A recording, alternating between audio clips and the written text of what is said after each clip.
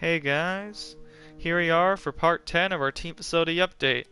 As you can see, we're at the halfway point in the season as Silverstone is the next race, so let's see how our facilities are doing. In our aerodynamics facility, we have 8 out of 12 upgrades, 2 on each part. Next, in our chassis facility, we have also 8 out of 12 upgrades. In our personnel facility, we have 7 out of 9 upgrades.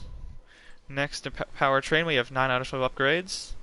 Also, in our durability facility, we have 9 out of 12 upgrades. And finally, in our marketing, we have 3 out of 6 upgrades. So overall, we're about 2/3 to 3/4 complete with all the facilities, so we're definitely making progress in all of them. Next, in our R&D, we can see that durability, we have 22 out of 27 upgrades, which puts us first of all teams. Next, powertrain, we have 21 out of 23 upgrades, which also puts us first out of all teams by actually a really big margin. Aerodynamics wise, we have 18 out of 24 upgrades, which puts us third overall of all teams.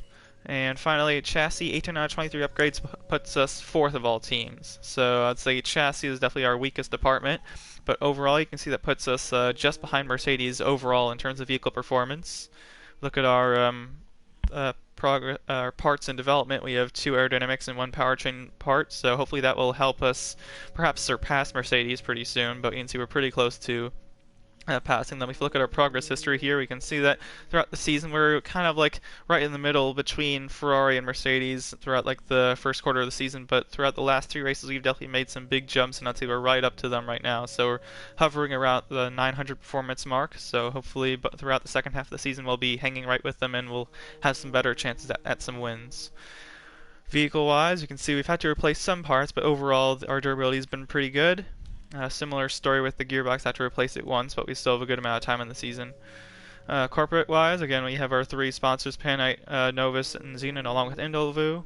And our contract, we did re-sign with Grosjean, so he'll be continuing with us for the second half of the season, and it's mostly been because he's helped us collect a lot of points for the Constructors' Championship. When we were considering re-signing, we only had about $13 million, so again, it was just an issue to, even if we did want to re-sign with someone, we wouldn't really have been able to re-sign with anyone higher than Magnussen. We would have had to choose between Giovinazzi or Nick De Vries, so I felt that staying with Grosjean was a good choice. We can see here showing that we had 13 million right before we signed him, so we couldn't really do anything about that.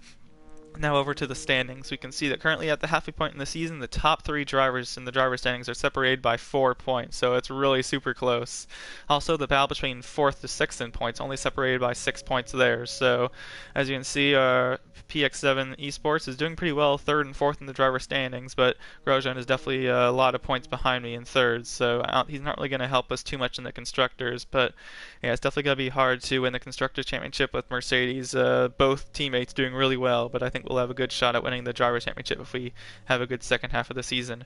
Checking out our season results, we can see we had some trouble at Monaco and France with that 10th and 16th, but overall we've been hovering right around the podium places, and we got it looks like 2 wins so far in the season, so hopefully we can continue that trend. Here's our overall results throughout the season and our trophies. We currently have 1 rivalry with Albon, so that shouldn't be too hard to win.